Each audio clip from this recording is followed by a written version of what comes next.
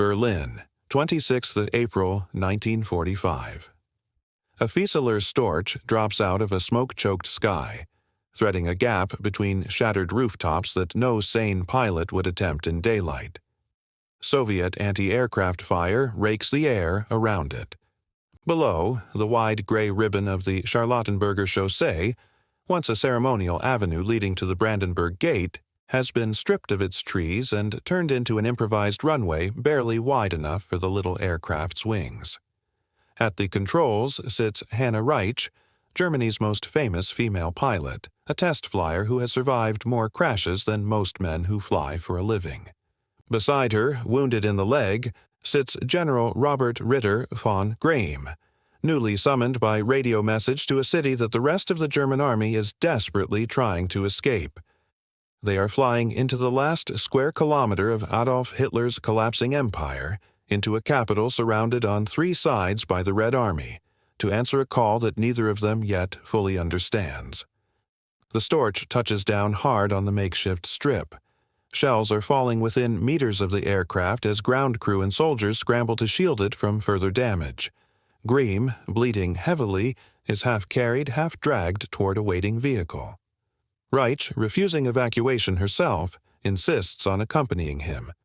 Within the hour, both are underground, descending a narrow staircase into a warren of concrete rooms 8 meters beneath the ruined Reich Chancellery Garden. This is the Führer bunker, and the man waiting for them there has, within the last 24 hours, informed his inner circle that he intends to die in Berlin rather than flee it.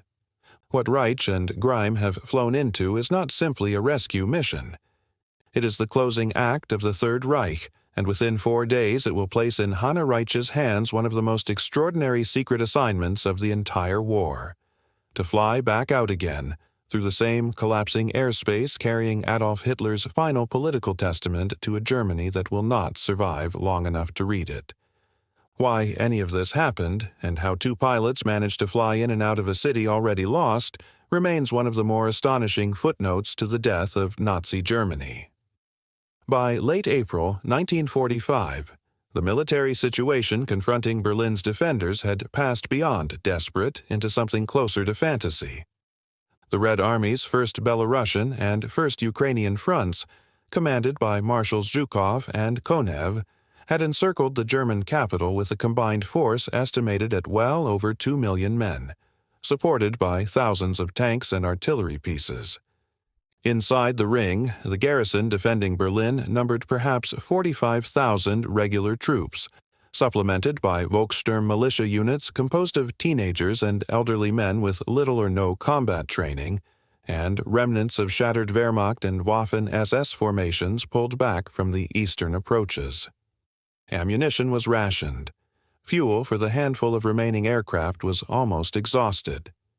The city's air defenses, once amongst the most formidable in Europe, had been reduced to scattered flak positions and improvised barricades. Communication with the outside world had become nearly impossible. Telephone lines into the government quarter were failing. Radio transmissions were unreliable and frequently intercepted. The bunker complex beneath the Chancellery, designed originally as an air raid shelter rather than a command center for a collapsing state, had become the last functioning node of German government, and even that was increasingly cut off from the forces it nominally commanded. Hitler had, in the preceding days, dismissed or condemned to death several of his most senior commanders over failures, real or perceived, to relieve the city. Reichsmarschall Hermann Göring, nominal successor to Hitler under a decree dating to 1941, had sent a telegram from Bavaria on April 23rd, requesting confirmation that he should assume leadership of the Reich, given Hitler's apparent intention to remain in Berlin. Hitler interpreted this as an act of treachery and had Göring stripped of all offices and titles, placing him under arrest. This left a vacuum at the very top of the German state, precisely as the state itself was disintegrating. Heinrich Himmler, head of the SS, was separately attempting to negotiate a surrender to the Western Allies through Swedish intermediaries, unknown to Hitler at the time the summons went out to Greim. What Hitler needed in the last days of April was someone he could trust to take formal command of what remained of the Luftwaffe, someone loyal enough to replace Göring without hesitation, and, importantly, someone who could physically reach Berlin to receive that appointment in person, a task that by this point in the war bordered on the impossible. Every approach to the city was under constant fire. Berlin's airports, Tempelhof and Gottow, were either overrun or under direct artillery bombardment. The problem was not simply finding a loyal replacement, it was finding one who could survive the journey to be told he had the job. The broader collapse of German command and control by late April cannot be overstated. Hitler's directives from the bunker increasingly referred to divisions and armies that existed only on paper, formations that had been destroyed weeks earlier, or that had never reached anything close to their intended strength. Orders issued for relief attacks, including a much-discussed effort by General Felix Steiner's forces to strike toward Berlin from the north, were based on troop numbers that bore little resemblance to what remained in the field. When Steiner's attack failed to materialize in any meaningful form, Hitler's reaction, according to those present, was one of the clearest indications yet that the military situation had passed beyond salvage. Against this backdrop, the summons to Greim reads less as a coherent military decision and more as an attempt to preserve some semblance of functioning command structure, a gesture toward order in a situation that had already surrendered any real claim to it. The man Hitler chose was General Oberst Robert Ritter von Greim, at the time commanding Luftflotte 6 on the Eastern Front, a highly decorated fighter pilot from the First World War and a veteran Luftwaffe commander respected within German aviation circles for both his combat record and his technical judgment. Reaching Greim was difficult enough. Getting him into Berlin was another matter entirely. The task of flying him in fell, somewhat unusually, to Hanna Reitsch, who had built her reputation over the preceding decade as one of the most accomplished test pilots in Germany, male or female. Reitsch had flown gliders competitively before the war, set multiple altitude and endurance records, and during the conflict had become closely associated with the Luftwaffe's experimental program, testing early jet and rocket-powered aircraft including the Messerschmitt Me-163 Comet rocket interceptor, an aircraft so dangerous in testing that it had already killed several of her fellow pilots. She had survived a near-fatal crash during Me-163 trials that left her hospitalized for months. By 1945, she held the Iron Cross First Class, an extremely rare decoration for a woman in the German armed forces, and had cultivated a personal relationship with senior Nazi figures, including meetings with Hitler himself. The flight into Berlin on April 26 was, by any reasonable technical assessment, close to suicidal.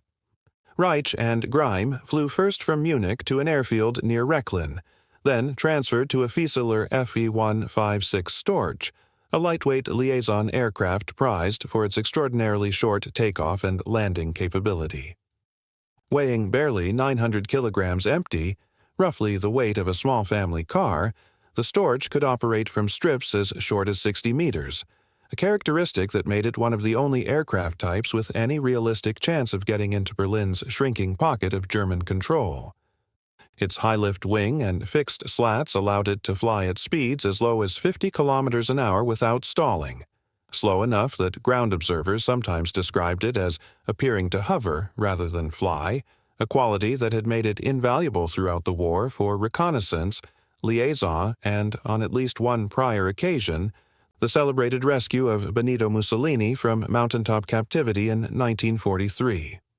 Even so, the approach required flying at low altitude directly over Soviet lines and through the ring of artillery and small arms fire encircling the city.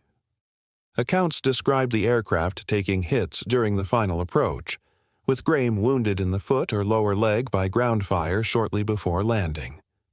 Reitsch took over the controls to bring the aircraft down on the improvised strip along the east-west axis, the wide avenue running through the Tiergarten that Albert Speer's urban planning had originally designed for Nazi victory parades, its ornamental lamp posts and central strip now cleared and marked out with makeshift ground signals, and which now served as Berlin's last functioning runway. Inside the bunker, Hitler formally appointed Greim as Göring's successor, promoting him to General Feldmarschall and naming him Commander-in-Chief of the Luftwaffe, even as there was, by this stage, almost no operational air force left to command. Reitsch remained in the bunker over the following days, one of a small number of people present as the situation above ground continued to deteriorate. She later gave detailed, though not always fully consistent, accounts of the atmosphere in those final days. The claustrophobic corridors, the sound of Soviet artillery growing steadily closer, the visible physical decline of Hitler himself, and the surreal domestic normality that persisted alongside the military catastrophe, including a wedding, when Hitler married Eva Braun in the early hours of April the 29th. It was in this context, in the final 48 hours before Hitler's suicide on April 30th, that Reitsch and Greim were given their second and, in some ways, more historically consequential assignment. Hitler had dictated both a personal will and a political testament, the latter laying blame for the war on international Jewry and Western statesmen, expelling Himmler and Göring from the party for their perceived treachery, and appointing Grand Admiral Karl Dönitz as his successor as head of state, with Joseph Goebbels as chancellor. Hitler wanted these documents preserved and transmitted outside Berlin, to ensure they survived even if the bunker itself, and everyone in it, did not.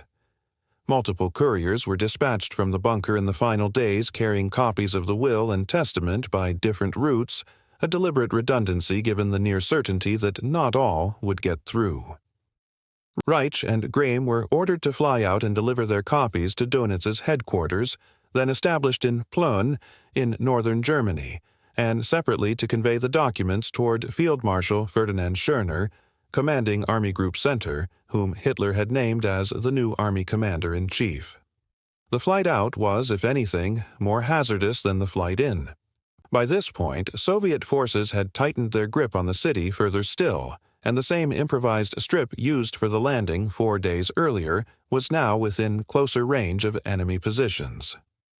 Reitsch and Greim took off from the Tiergarten under fire once again, this time in an Arado AR-96 trainer aircraft, flying low over a landscape now thoroughly dominated by Soviet forces before reaching German-held territory further north.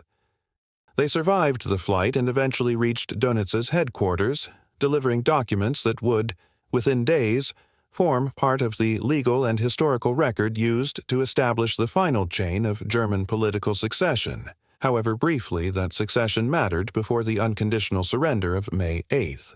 If you are finding this interesting, a quick subscribe helps more than you know.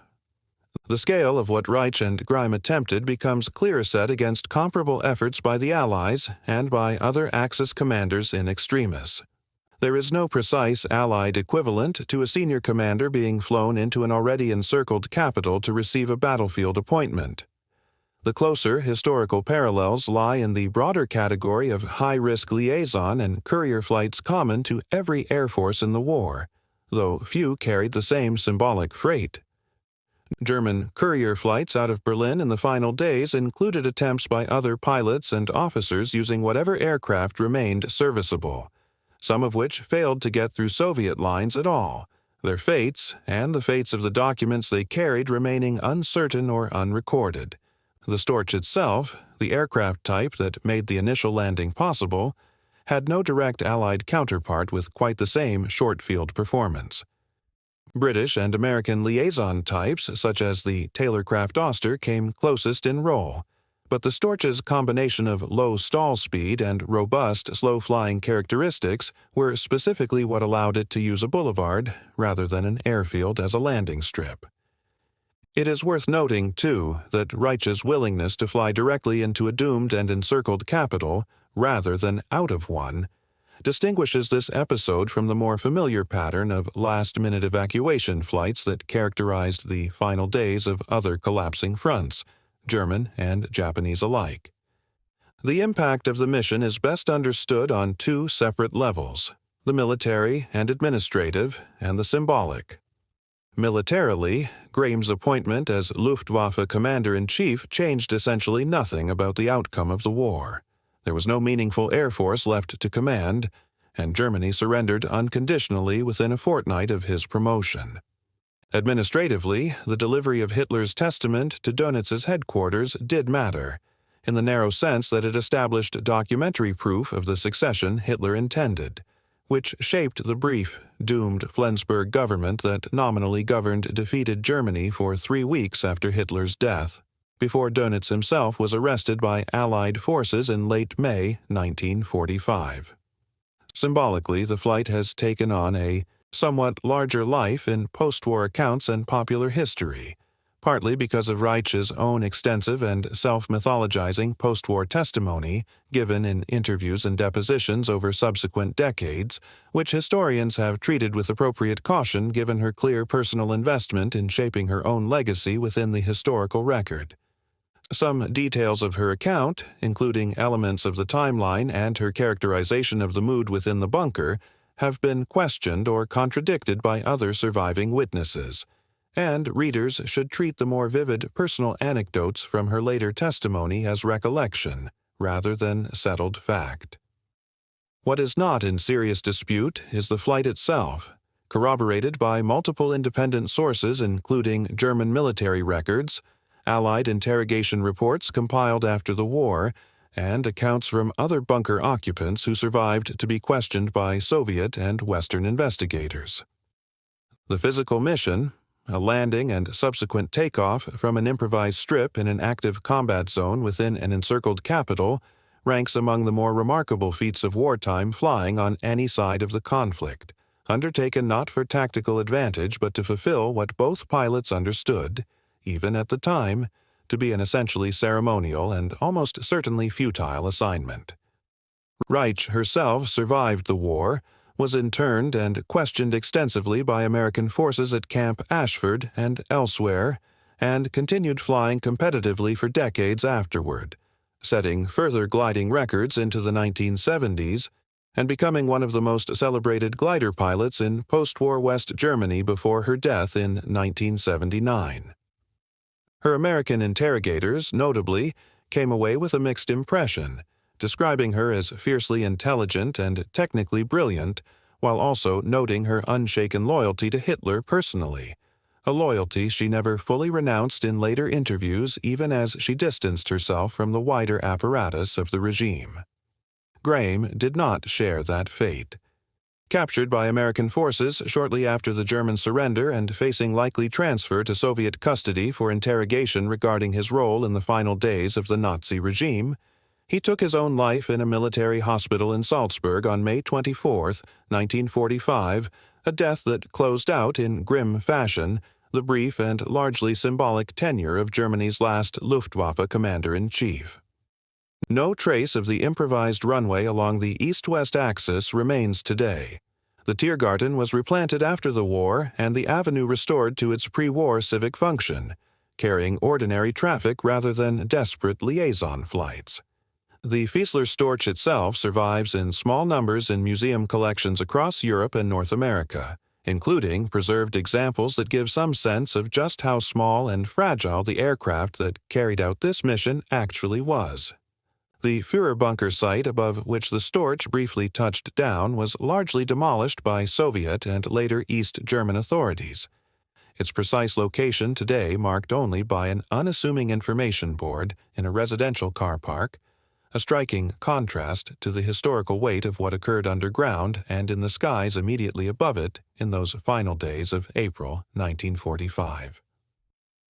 The wreckage of the Third Reich's final chain of command and the strange administrative theater of appointing an air marshal to a non-existent air force in a city already lost illustrates something particular about how regimes behave in their last hours, not always with a clear-eyed acceptance of defeat, but frequently with a continued, almost reflexive insistence on process, appointment, and succession, even as the physical apparatus of the state collapses around those going through the motions. 2 pilots flew into hell and back out again to deliver paperwork for a government that had, in every practical sense, already ceased to exist. There was no strategic value in the mission. There was no military advantage gained. What there was, instead, was a demonstration of just how far individual loyalty and personal daring could be stretched in service of a cause that both participants must, on some level, have understood was already finished. Berlin, April 26, 1945. A Storch drops out of the smoke. 4 days later, a different aircraft climbs back out through the same fire, carrying paper instead of orders, words instead of weapons, the last formal instructions of a regime already dead in every way that mattered except the official one. Hanna Reitsch flew in to save a wounded general. She flew out carrying the death certificate of the Reich itself, delivered by hand, through gunfire, to a headquarters that would govern nothing for more than a few chaotic weeks. It was, in the end, an act of extraordinary skill spent on an entirely lost cause. A flight remembered not because of what it achieved, but